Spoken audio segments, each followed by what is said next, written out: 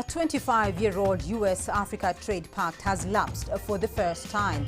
Since its enactment in 2000, the African Growth and Opportunity Act, AGOA, served as the cornerstone of U.S. economic policy and commercial engagement with Africa.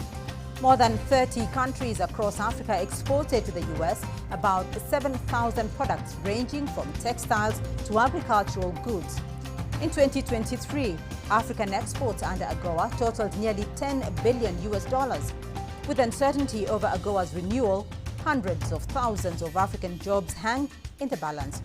So this week on the program, we unpack what the expiry of AGOA means for Africa and compare the pact with other similar trade mechanisms. I'm Beatrice Marshall. Welcome to Talk Africa.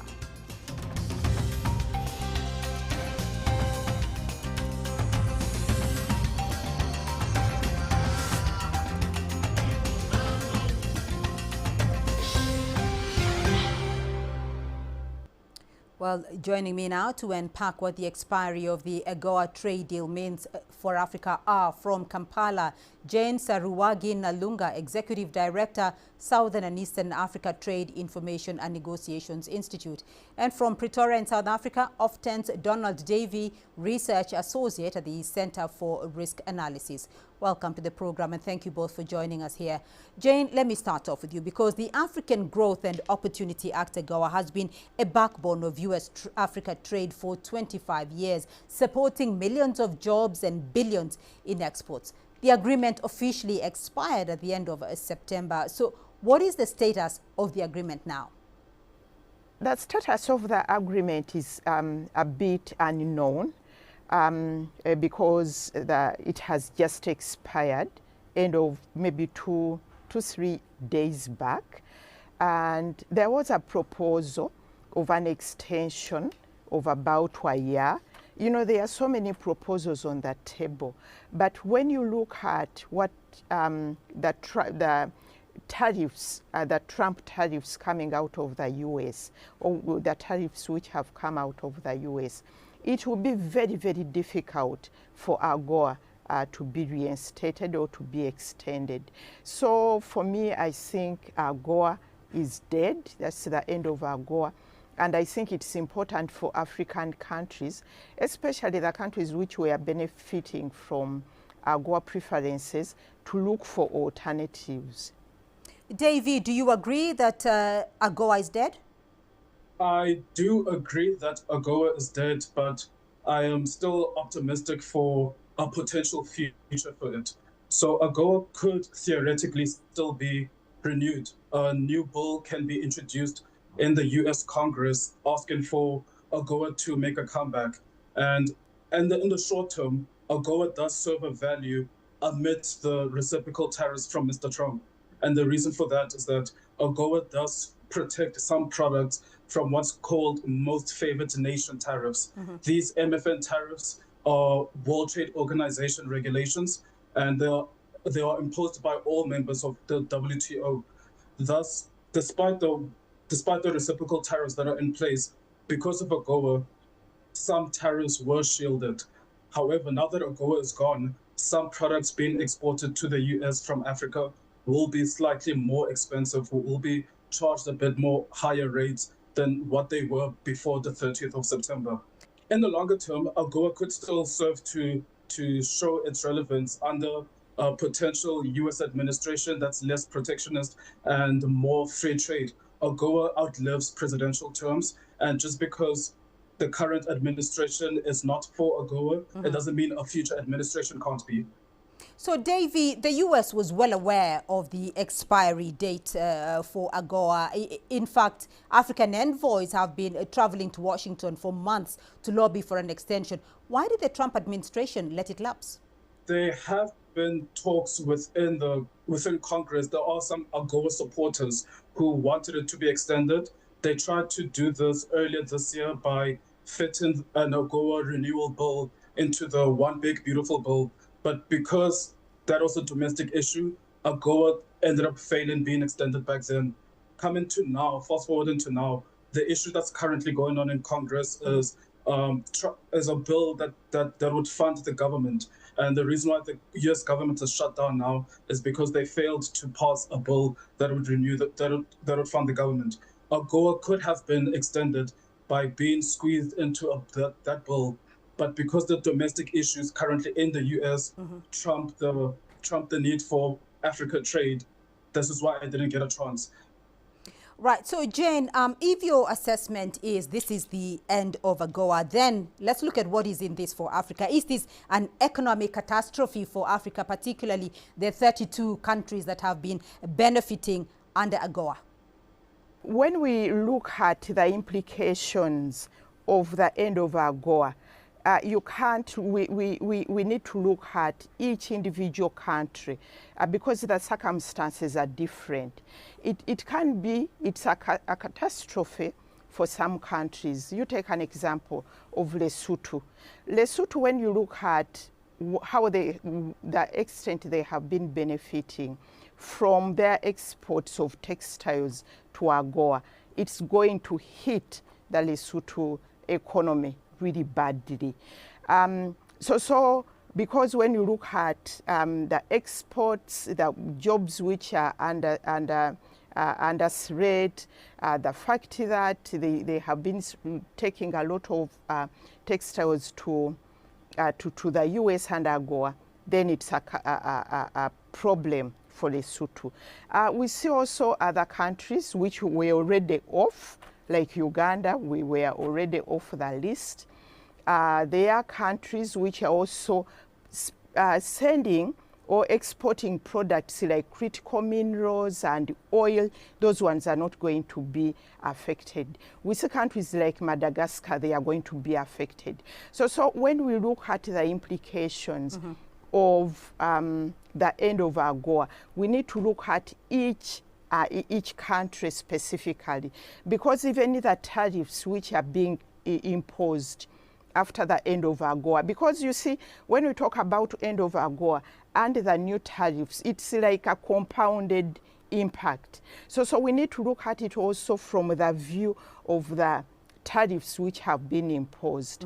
For example, Lesotho, the preferences are gone, yet they have there is a tariff of 15%. So we need to look at the implications, looking at each and every specific country. Right. So, Davy, I want to come back to a renewal of AGOA, if that comes about. What political, economic or diplomatic incentives might push or pull the Trump administration towards a renewal versus letting it lapse completely? So it's important as well to distinguish that it is not up to the Trump administration per se, because this decision is made in Congress. So it's up to the lawmakers on whether they have an appetite to strengthen U.S. Africa trade. Mostly it's the Democrats that do have an appetite for this. So if they would get together and if all the lobbying that's being done by U.S. business and the African diplomatic corps in Washington, if all of that would materialize into an AGOA renewal bill, the chances of that are quite high. As well, it's important to note that next year it'll be the midterm elections in the US. Congress can look completely different after that election, and we could potentially see a Democratic majority in Congress. If that would happen, they would be able, and if that would happen, and Africa is serious about lobbying for the return of AGOA, then the likelihood, the possibility of that is still there. However, the improbability is high. It's very improbable, but it is possible. There is a potential future for AGOA. So does Africa, though, have some leverage, Davy? Because what kind of negotiating leverage does Africa have with the U.S. to secure AGOA renewal or a successor framework? Leverage that I could think of from the top of my head would be the exporting from Africa to U.S. in terms of critical minerals. Critical minerals and other kinds of minerals as well are exempt from any kinds of tariffs. For example, 90% of all platinum consumption in the US comes from outside of America, and 50% of that comes from South Africa. So they are very much dependent on not only South Africa, but other African countries in terms of critical minerals. And critical minerals have become the topic of the day in terms of the tech race. So that is a potential leverage that Africa does hold that it could present to the US and put it on the negotiation tables. Right, Jane, you're a trade negotiator, so I want to get your perspective on this. From where you sit, is there support in Washington, though, for a renewal of AGOA? And what sort of legislative or congressional obstacles would Trump face in renewing AGOA? When we look at the renewal of AGOA, which for me is an improbable, it's not possible to give again a blanket remove of the tariffs which have been imposed. And I agree with David that the leverage we have as Africa is the critical minerals, the rare earth minerals, and the oil, petroleum and oil. That's the leverage we really need to use in the negotiations, whether with the Congress or with the entire Trump administration. But I think it's also really important for Africa to negotiate as one, because what I see happening is that each country is negotiating on its own, and each country is taking its own position. Take an example of countries like Zimbabwe. Zimbabwe was saying they are going to remove the tariffs, they remove all tariffs on U.S. goods. Ghana was saying they remove the tariffs on cocoa. So it's really important for Africa to speak, to negotiate as one. Then it's also important to negotiate as AU because of the CFTA. We have the CFTA. And the moment we do individual deals with the US, it can undermine the CFTA. So it's important that we negotiate with the Congress, with the Trump administration as one, in order to also to ensure that the outcomes of these negotiations can also help us to promote region and continental value chains. Right. So, Davy, how does AGOA then compare to other partnerships like the EU's Economic Partnership Agreement or China's Forum on China-Africa Cooperation in terms of market access, conditionalities, and long-term benefits? That is a good question. Well, AGOA doesn't play such a significant role in terms of strengthening the access to US markets. The real thing that's prohibiting that are the reciprocal tariffs. So even without AGOA, the trade situations, if the reciprocal tariffs weren't around, would have still remained the same. With or without AGOA, China has always been Africa's biggest trading partner. Without AGOA, China now has an opening gap to strengthen its trade relations with Africa. So AGOA doesn't play such a significant role in either enhancing or putting Africa at a disadvantage in terms of accessing American consumer market. What really is doing it are the tariffs. So let's look at what was there in the past and look at the impact of the Trade Act itself, Davy. 32 countries have been eligible for AGOA benefits so far. How dependent are African economies today on AGOA preferences? So we would have to look at each country specifically to see the dependency. South Africa, in terms of South Africa, 7.5% of South African exports, total exports, go to the US, which make up 2.2% of South Africa's annual GDP. So it's not overly dependent on it. And in terms of that, in terms of all the exports as well, 35% of that are exempt because they're exempt from tariffs because they are minerals and critical minerals and so on. In terms of other countries, though, a neighboring country of South Africa being Lesotho, they are incredibly dependent on US exports for the economy as a whole. There's a huge loss of jobs currently in Lesotho, and also in other countries facing the loss of AGOAs and reciprocal tariffs. But some countries are hit particularly harder, mostly countries that export textile and apparel to the US. So that's Lesotho and Kenya. Right. So, Jen, I also do want to get your perspectives here. Which African countries do you think stand to lose the most if AGOA expires without renewal? A number of countries really stand to lose a lot. And it's the weak countries like Lesotho who have been depending a lot on the U.S. exports. Because when you look at there are a number of countries, 32 countries have been exporting, but you look at a country like South Africa, their economies are diversified. So countries which are already weak, which are depending on the U.S. Exports, we stand to lose out. But then we need to look at it in a broader way also. Take an example of Lesotho. Because of sourcing materials and textiles from outside, other third countries are also going to suffer. Because when you look at, for example, Lesotho, you look at Kenya, all the materials they have been exporting have been sourced from Asia, from China. So those third countries are also going to suffer. But countries which are going to suffer a lot are governments like Lesotho. A lot of income was coming from the textiles. So when we look at countries which are going to suffer, we should look at whether that country has a diversified economy, and the extent, the portion of those exports as part of their broader economy. All right, we are going to take a short break now. When we come back, we will continue our discussion on what other trade mechanisms offer. Do stay with us.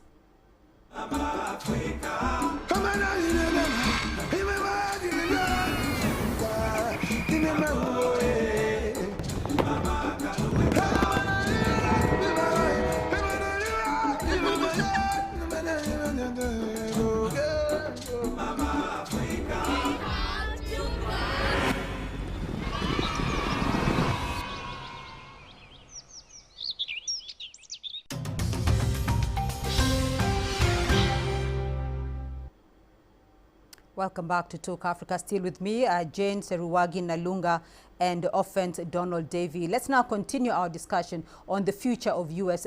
Africa trade. Davey, I do want to look at the impact that this has had on Africa so far. Has Africa really leveraged AGOA effectively? Has it been a springboard for Africa's industrialization, or has it simply kept Africa locked in a cycle of dependency? So it has done both. The requirements for a country to be eligible for AGOA has been for an African country to promote a free market environment, to promote democracy, to promote human rights. That was the sole intention of AGOA. So it did promote some good values and good systems that an African country, as well Africans, that we aspire to hold these values of democracy and human rights. The AGOA being there was a good thing to hold African countries accountable from a friendly perspective, not a hostile perspective. Without AGOA and under the Trump administration, with these demanding coercive economic tools such as the tariffs being used in trade negotiations, it forces African countries to either be dependent on the American demands, or to be independent and just not try to secure a deal and shift outwards. Overall, however, because of the tariffs and because of the end of AGOA, you can't put a good crisis to waste. Thus, it motivates African countries to diversify their export market, and as well as finally try to implement the African Continental Free Trade Area. Right. So, Jane, I want to get your perspective here as well in terms of other partnerships, trade partnerships for Africa. With AGOA expiring, does Africa now have a stronger bargaining power to renegotiate terms, or does the EPA model, for instance, leave African countries with less flexibility? The expiry of AGOA doesn't really change the bargaining power of Africa. But it makes it very urgent for Africa to be able to strengthen their negotiating capacity and be able to negotiate either with the EU or with China or with India, because it's really imperative that we do negotiate strong agreements and treaties that protect our rights. And I think in a way, because AGOA was just given to us, but it had a number of conditionalities which we didn't negotiate. Issues around human rights, and the human rights in AGOA were defined very broadly. The issue of being market, promoting a market-based system, So it's important, and I think for Africa, we need to learn lessons from AGOA and look at how we can be able to negotiate agreements which are in our favor, or which can promote a win-win situation between us and the country we are negotiating with. And when you talk about the EU and the EPA, the Economic Partnership Agreements, I think it's important as Africa to negotiate as one, because when you see what's happening with the Economic Partnership Agreement, even in the region economic groupings like the East Africa, Kenya has signed on its own. The rest of the East African countries haven't signed, haven't negotiated. Kenya is again negotiating alone with the U.S. without the rest of the East African countries. So these are issues which we need to really learn. So Jane, if AGOA is not extended, what is Africa's plan B? Africa's plan B is already in place. Because one, there are two ways of looking at it. We look inwards. We have the Africa Continental Free Trade Area, that agreement. We need to make it work. We need to trade internally. We need to promote intra-Africa trade. Then two, we need to look at, there are already alternative markets. China has given Africa duty-free, quota-free market access. And we need to explore that. What does it mean? What kind of products can we take to China? European Union is already on board. There are issues which we need to work on. But for me, I think even when it comes to the US still needs our minerals, our oil, our critical minerals. We need again to make sure that we negotiate good terms. And again, the challenge I see in Africa, developed countries are looking at each country one by one, exporting raw commodities, raw minerals. So we need to look inwards. We need to strengthen ourselves. We have some leverage points. We need to use them to be able to negotiate better deals. But Africa is not going to die because AGOA has ended, no. So Davy, your perspective, your thought on this, what better serves Africa's long-term interest here? I mean, looking inward, as Jane has said, and going all out for Africa CFTA, negotiating new U.S. Africa trade arrangements, or deepening the EPAs? A lesson to learn, not only for Africa, but for all trading partners with the US, is that you shouldn't put all your eggs in one basket, which is that now that trade with the US has become a bit more uncertain, we should be aware and we should be wary of trying to move our export markets from one superpower to another superpower. That is not diversification. That's just shifting the issue and risk from one side of the table to the other. So what I would hope that African countries and all countries in the world do is to truly diversify their export markets and try to expand to as many countries as possible. However, there is still a desire for the American consumer market that should still maintain, and every country should still try to keep. And I can give you two examples of what South African products are exported to the US that are needed to be exported to the US. One of them is electric vehicles, mostly by BMW. It's a European company that manufactures here in South Africa and exported to the US. Unfortunately, countries in Africa are not importing electric vehicles by BMW. So that's a US consumer market that's needed. Another example is the cowboy boots that are sold in America. The leather from that comes from ostrich farms in South Africa. And there aren't any other cowboys around the world that would be buying such a product. It's such a unique consumer market. And those are just the only two examples I could think of now. There are many other examples. So not that African markets are dependent on US exports, but there is a uniqueness to each country, and we should preserve that uniqueness and enforce our exports market in terms of that, but not to export 80 or not to export like from 20 to 50 to 100% of our exports to just one country. We need to diversify, and this is a lesson not only for Africa, but for every country in the world. Right, so I want to get your final thoughts here. And Jane, let me start off with you here, because I want to find out what lessons Africa is learning from this. What lessons from AGOA should inform Africa's future trade strategy with global partners? I'm not minimizing the fact that AGOA has really helped us as Africa to export, to grow our economies. But what we need to learn from AGOA is the fact that AGOA we're exporting raw commodities. For example, the textiles, exporting textiles, finished products, which have no linkages backwards. For example, the textiles were coming from outside, and there were no linkages like manufacturing of lint. It's also, there were enclave economies.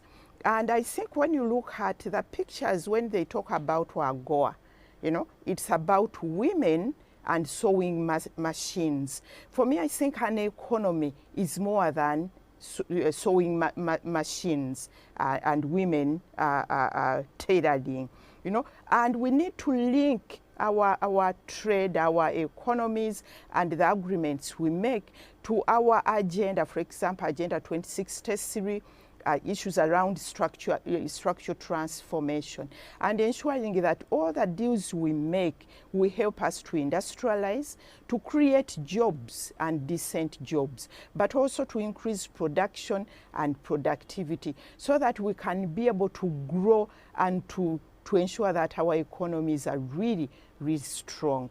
But with AGOA, it's raw materials. The moment they stop the market, we are in trouble. Right. So, Davy, your view is Africa should not put its eggs in one basket. So, your perspective on what lessons from AGOA should inform Africa's future trade strategy with global partners? Africa should expand to and should look out to markets in Asia. So not just China, but the entirety of Asia should look out for the European Union. The G20 is coming to South Africa next month. The opportunity of having all these world leaders coming to one country where the African Union is also represented provides an opportune moment to reinforce and to reignite relations, diplomatic, political, and of course trade relations as well, and also to look out to Latin America as well. There are potential markets there that could be tapped, mainly in agriculture as well, that Southern Africa could take a huge advantage of in terms of that. All right. Well, a very interesting discussion indeed, but that's all we have time for on this edition of Talk Africa. A big thank you to our guests, Jane Saruwagi Nalunga, Executive Director, Southern and Eastern African Trade Information and Negotiations Institute, and Often's Donald Davy, Research Associate at the Center for Risk Analysis. Remember, you can be a part of this conversation online through our social media handles on Facebook and X. You can also catch this show on our YouTube playlist. Do keep the conversation going and join us again next week for more Talk Africa. From me, Beatrice Marshall, and the team here in Nairobi, until next time, it's goodbye.